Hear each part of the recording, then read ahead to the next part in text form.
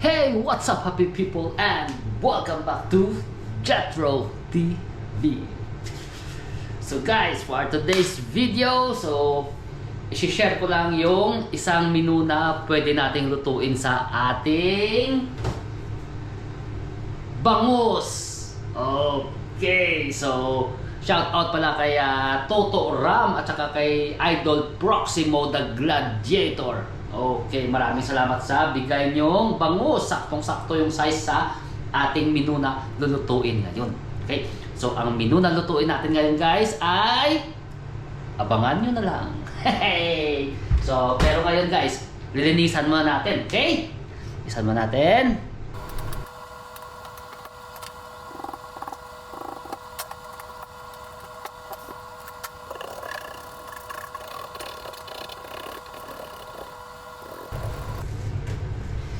Ito lang yung isa guys sa medyo mahirap-hirap sa bangus talaga. Yung paglilinis, grabe. Yung kaliskis talagang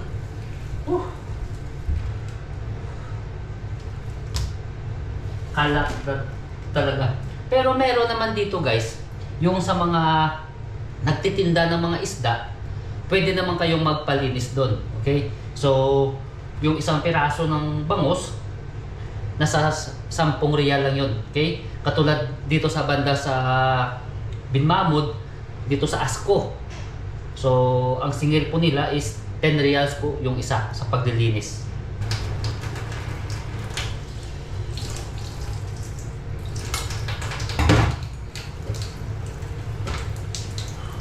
Tanggalan po natin ng laman loob. Okay? Tanggalin natin itong buntot.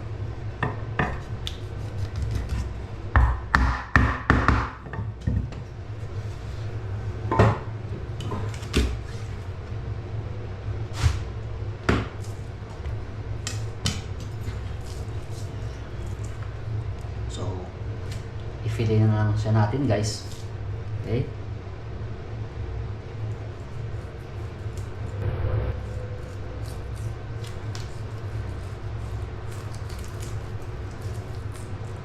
Yun. Ito yung saktong size guys na hinahanap natin para sa menu natin. Kasi yung mga nakukuha natin ng mga grabe, mga tag-4 na kilo, 5 kilo, ang hirap, hindi kasya sa oven.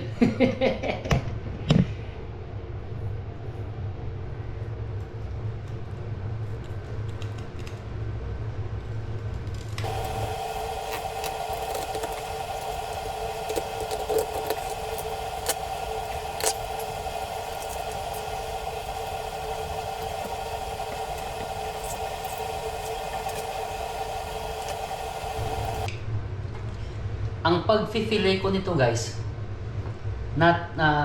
natutunan ko nito noon nung mga high school pa lang ako, yung nung mga time ba ng mga layas anak pa lang ako.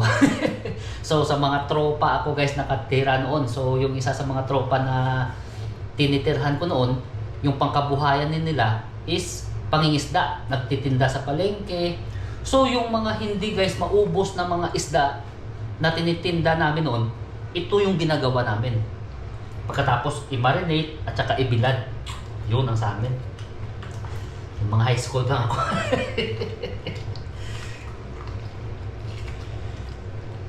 Kaya masasabi ko talaga na pagdating sa tropa, pagdating sa kaibigan, yung bang halos lahat na anuhan ko na. Kasi mostly sa ibang tao ako guys nakatira noon sa mga kaibigan.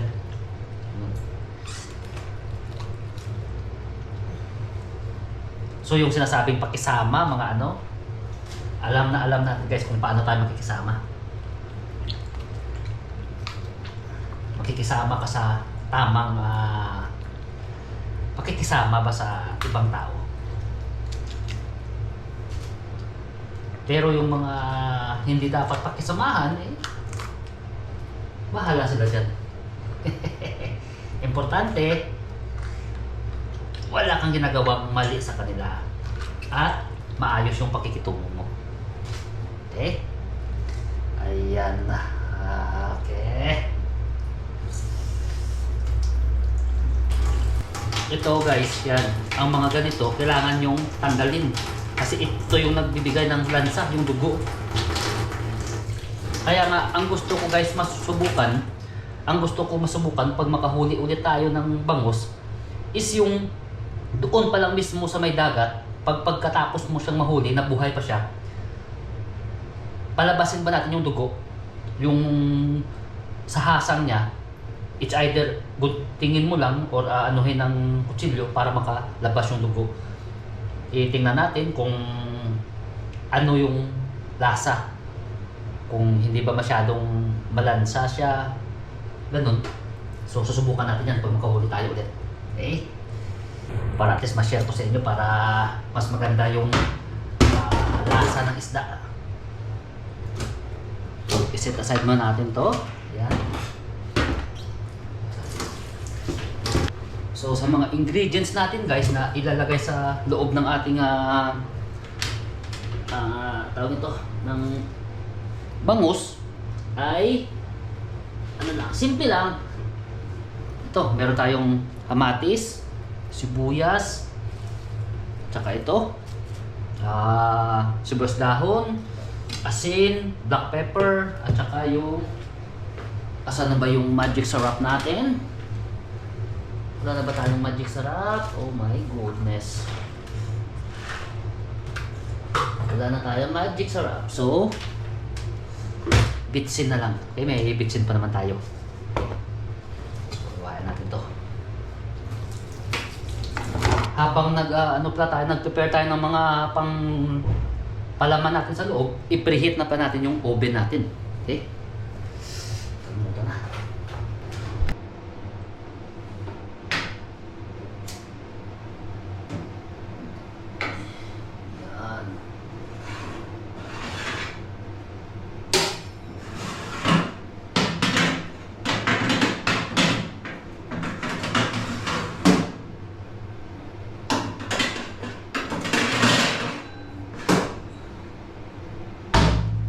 Preheat na siya natin.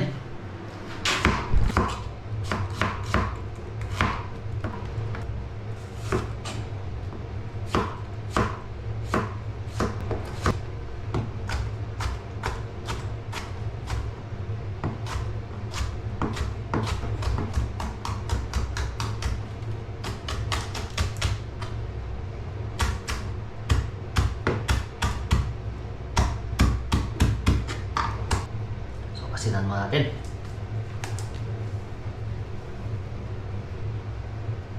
Black pepper. Ang vetchin.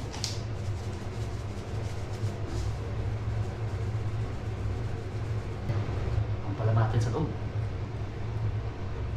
Yan. Wow.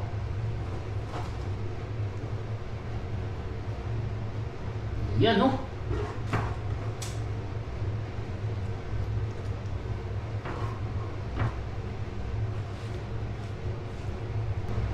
Kuha tayo ng foil.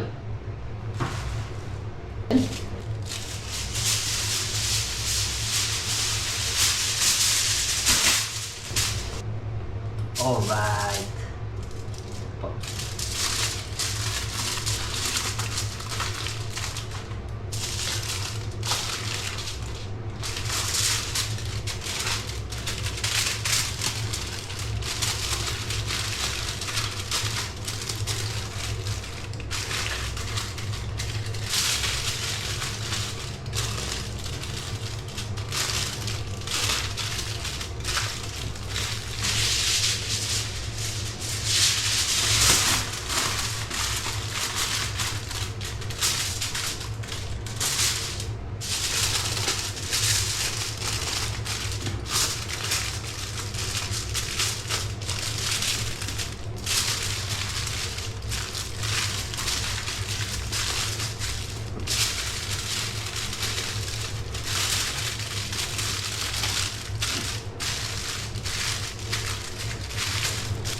Lagay natin ito sa oven.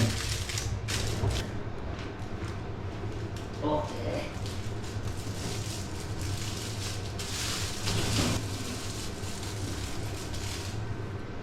Fire. Okay guys, so i-check na po natin. So, ang time pala natin kanina na ano sa kanya, ginawa is 20 minutes. So, pero hindi pa natin alam kung ano naging magiging sitwasyon niya kasi first time natin itong mag-ano talaga dito sa oven. So, hindi pa natin alam. So, maganda na yung ano natin yung time ba para next time alams na natin. Okay? So, ngayon 25 minutes na.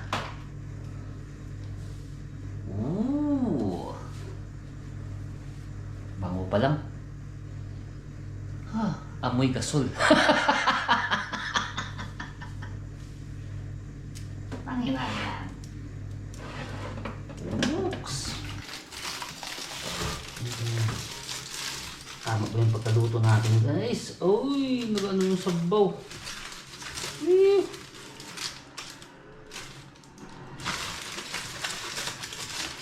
Check natin para hindi tayo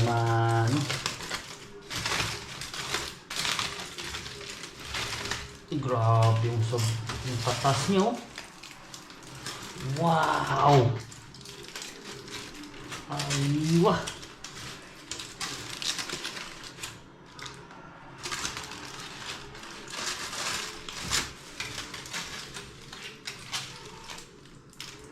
Panalo guys! Wow! Hey! Nalo! So guys, I hope na nagustuhan niyo po yung video natin para sa araw na to.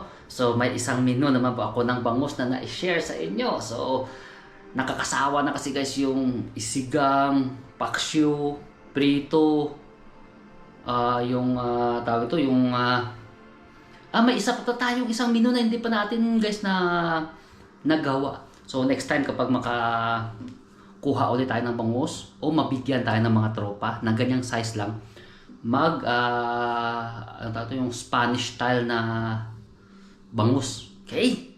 So, ayok na makita ulit tayo sa ating sunod ng mga videos guys dito sa Qatar. So, don't forget, just spread love, always be happy, and just enjoy cooking. Alright! Cooking, fishing, adventure, lahat na guys. Bye-bye.